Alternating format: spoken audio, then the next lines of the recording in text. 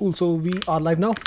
Just wanted to understand first how many of you are familiar with tree routing, or at least are familiar with how to actually traverse a tree. Is there anyone who doesn't even know how to traverse a tree? Because then it's gonna become a problem, and I might need to explain in a bit more detail.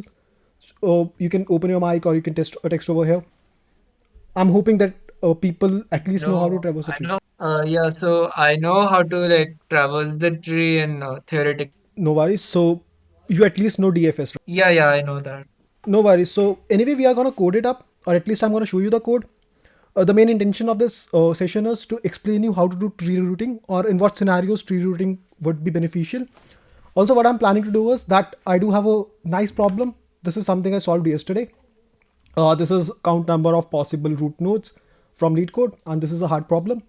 So what I'll do is we'll try to club these two concepts. So it's not like I'm gonna explain the entire theory first. Yeah, I'll be explaining a bit of the theory, but then when I'll be explaining the problem itself, you'll be able to have a much better grasp over the entire theory part as well as the implementation part. So that's how we are gonna do it. Anyway, wasn't expecting you like bro. Experts probably would already know how to traverse a tree, but it's fine. Cool, bro. Actually, we already had a session previous year on tree routing. I'll share that as well, and I'll also share some problems that are based on tree routing from CSCS and Leetcode, and most likely from Code Forces as well. So Yes, as well. the idea is that let's say you are having a tree like this. Tree is nothing but it's just a graph which doesn't have cycles, right? So let's say this is the tree. So basically, just nodes and edges. It needs to be connected, and also there shouldn't be any cycles in them. Now what you can do is you'll say that if this is the node, right? If this is the node, so based on, and if this is the root basically, so let's call this as the root node. Based on this node being the root, there probably would be some values we are able to compute, right? And let's call them f of x. So f of x basically is some value which we were able to compute if this was the root node. Now the problem can be extended to what if this is the root node now. So now what would happen if this becomes the root node?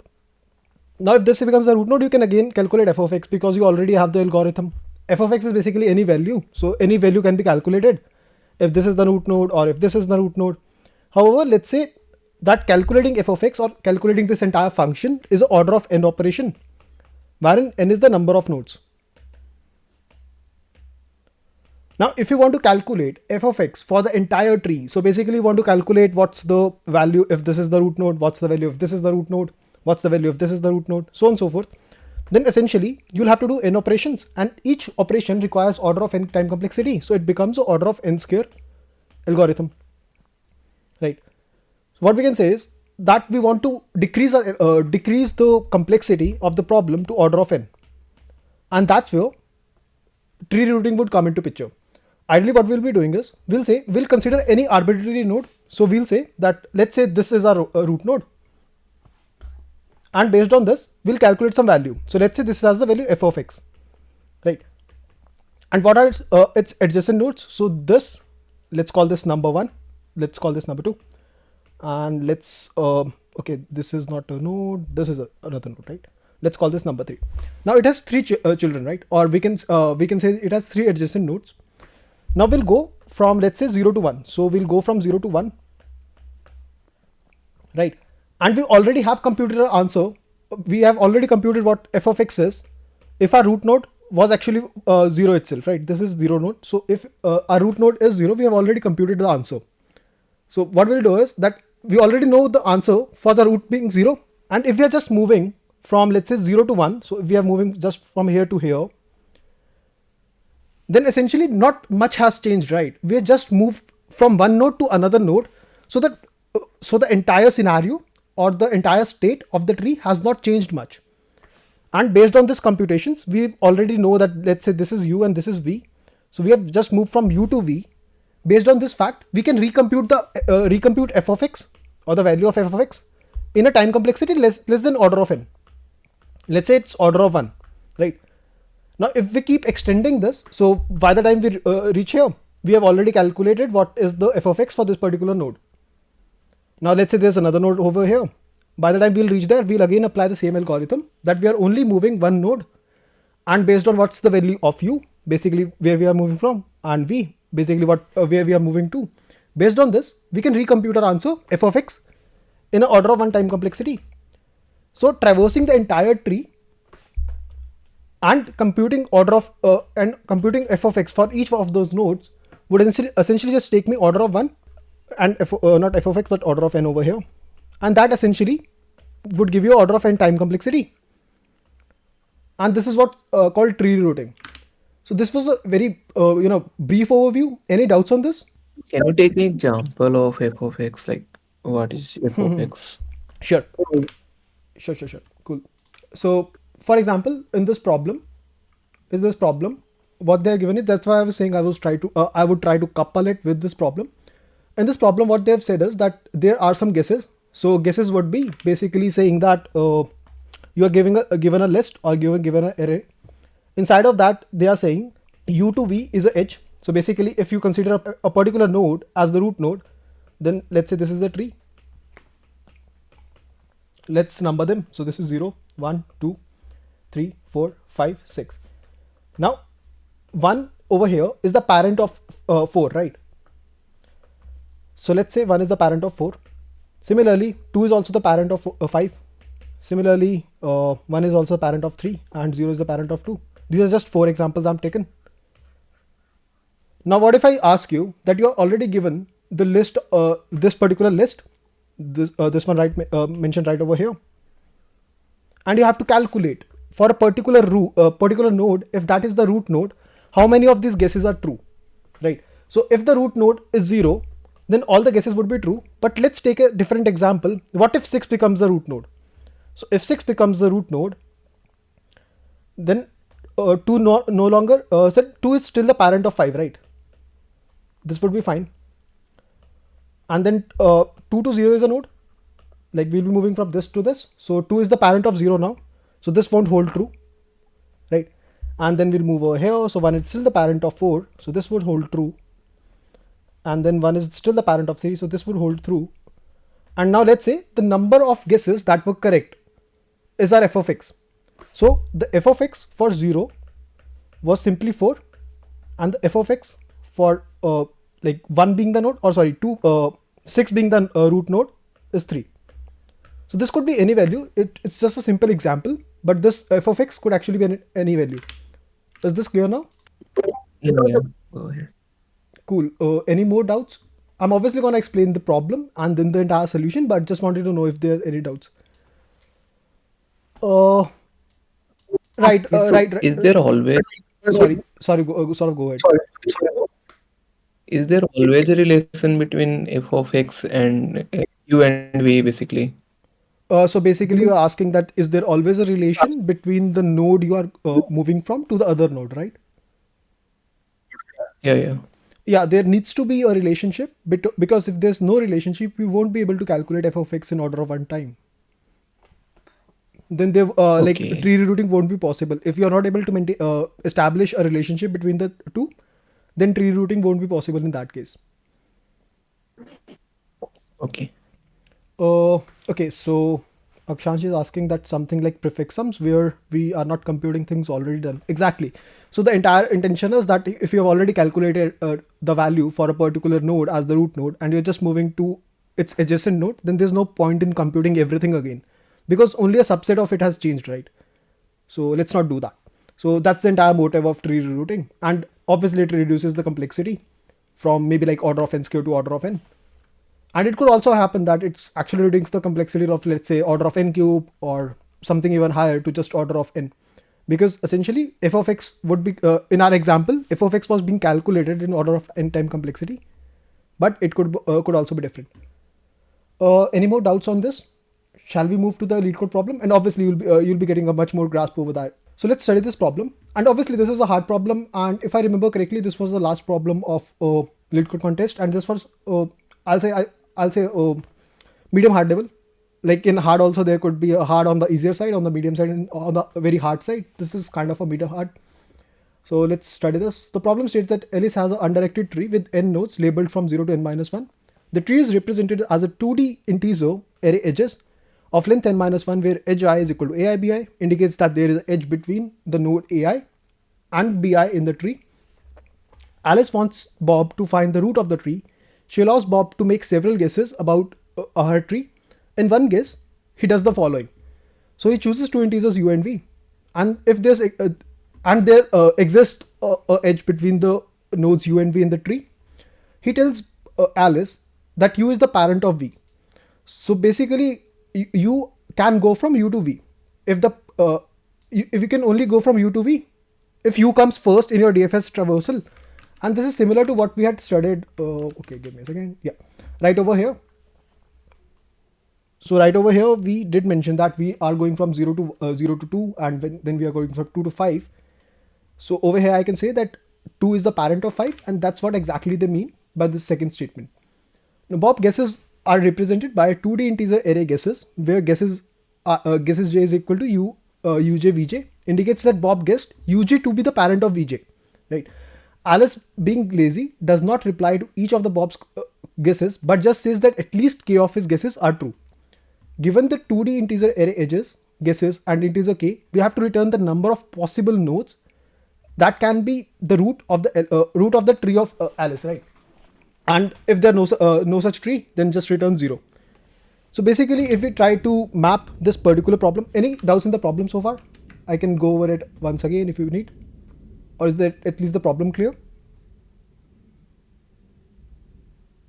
Can you explain the last part of the problem again? Yeah, I'm just going to map it. So you're asking about this one, right? Yeah. Yeah, anyway, I'm going to relate it to what we just studied. So that would be clear. But anything other than that, that's not clear.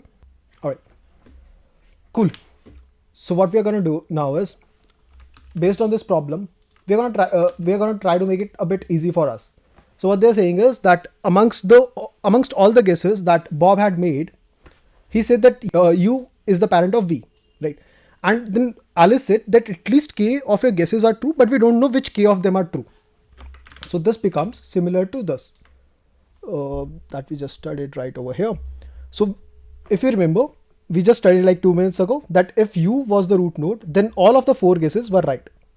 Cool. And if 6 was the root node, then only 3 of the guesses were right, that we studied here. So if, let's say, now we want that Alice said that at least 3 of your guesses were correct. 3 guesses were correct.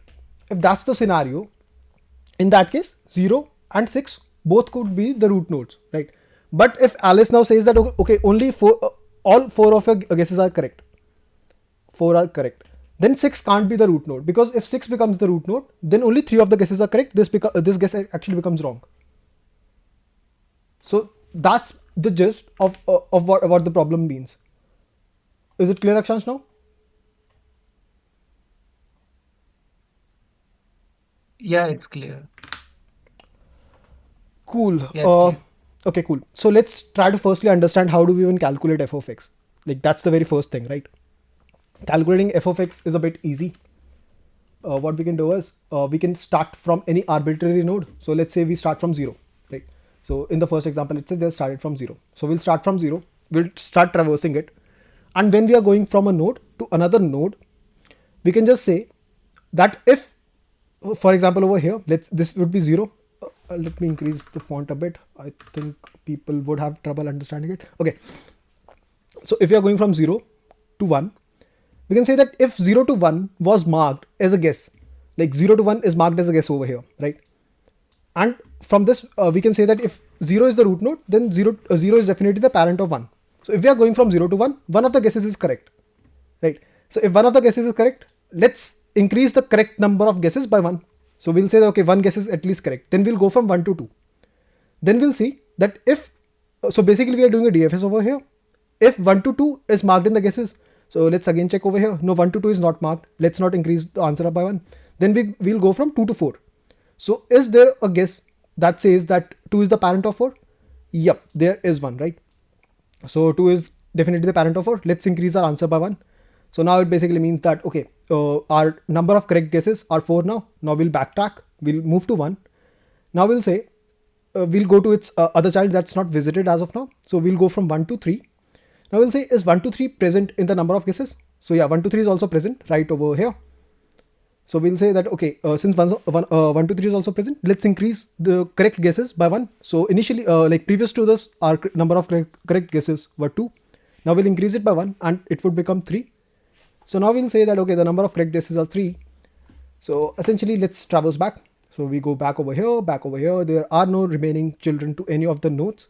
So we complete our traversal, and considering 0 as a root node, we received the answer that, okay, 3 of your guesses were correct.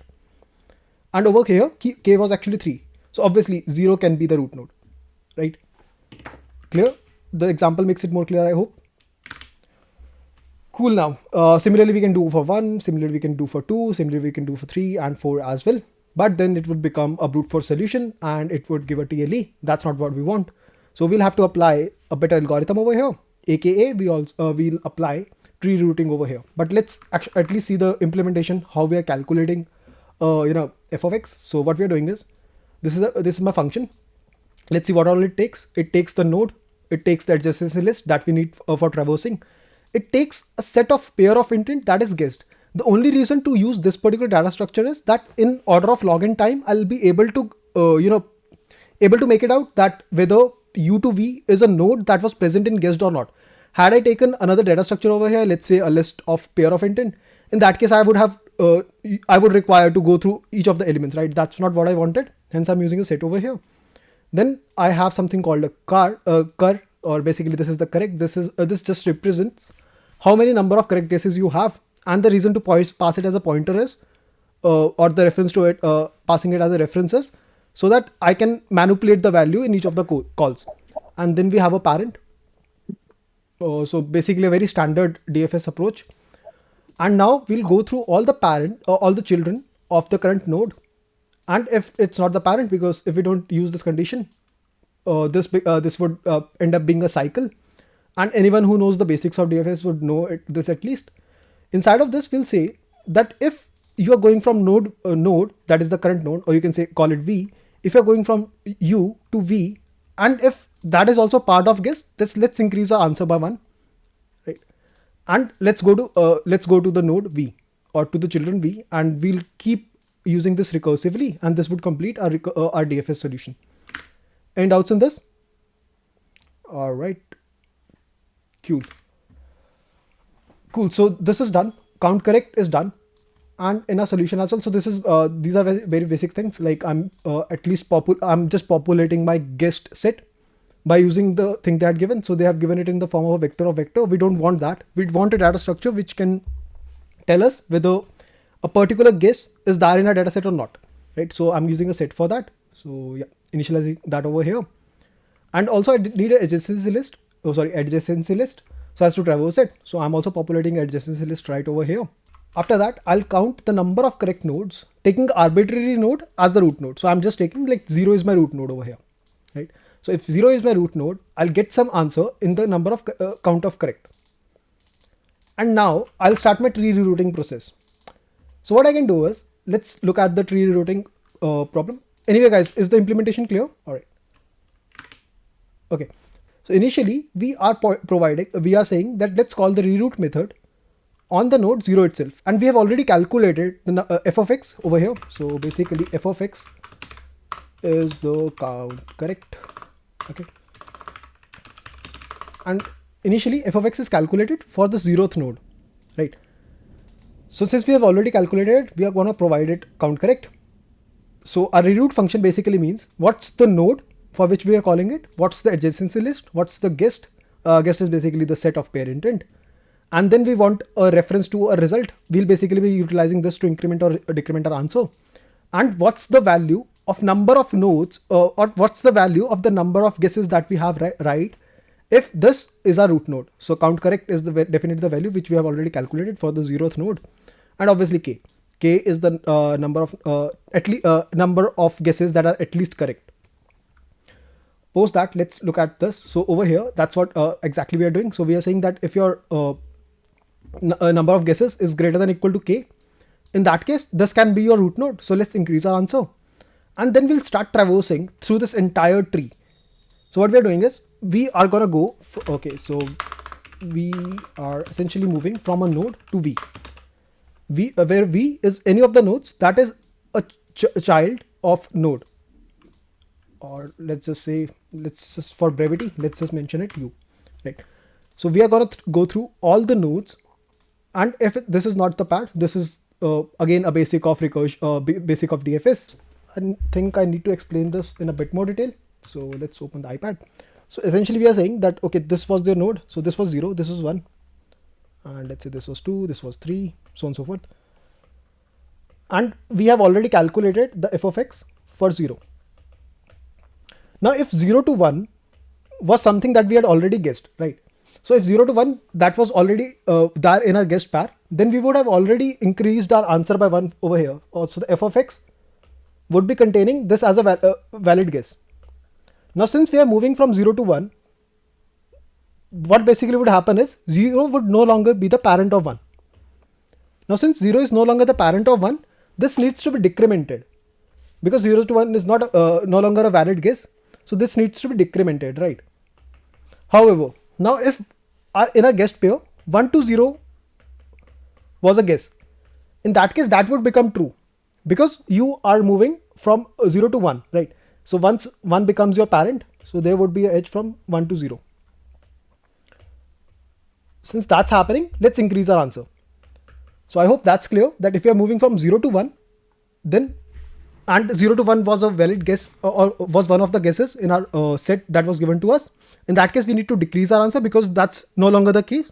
However, if the other case was true, that 1 to 0 was a guess, then that's gonna happen, because now 1 is gonna become the parent of 0. In that case, let's increase the answer by 1. Guys, is that clear? Definitely gonna show you the implementation, but that's clear, I hope. Okay, so if in my guess node to V is a correct pair, that basically means if node is the parent of V, in that case let's decrease it by 1. So I'm just gonna decrease my correct by 1. However, if the other is true, that is V is the parent of node, in that case this is gonna become true now, because once we move to the node V is gonna become the parent of node itself. Then increase the answer by 1, right? And let's call the reroute method. This is how recursion works. And once we are done with the rerouting, or once we move back over here, this line of these are the lines that are going to be executed. So we just have to reverse whatever we did over here. So we are just going to do the opposite of that. So now if node to V was a valid guess, in that case we are going to increase our answer, because we already decreased it before. Or if V to node was a valid pair, we are going to decrease the answer because we increased it before. And doing this, we are going to compute our entire result. Yep, that's pretty much it. That's pretty much it to the problem. And this is a valid solution. I just submitted. I hope I didn't change anything, and that led to the problem. Okay, yep, this gets submitted. Cool, that was pretty much it about tree routing.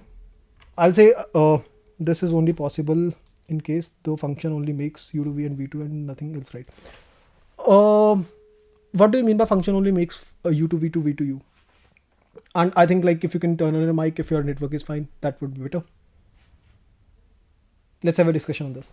Basically, basically when the root of the tree is being changed, then in the like relations of parent and child, only like the only change that is being made is that instead of say you being the parent of v is being the parent of u, and the rest all relations are conserved. Like So same rest all basically. relations will always get conserved, right? If you're having a tree and if you're just moving from u to v, all of the rest relations are gonna get conserved. Only the thing that's gonna change is the relationship between u to v, right? Basically the function I'll just think about it and reframe it a bit. All right. Were you able to also understand how rerouting is working, and would you be able to apply it on more problems if you are asked any?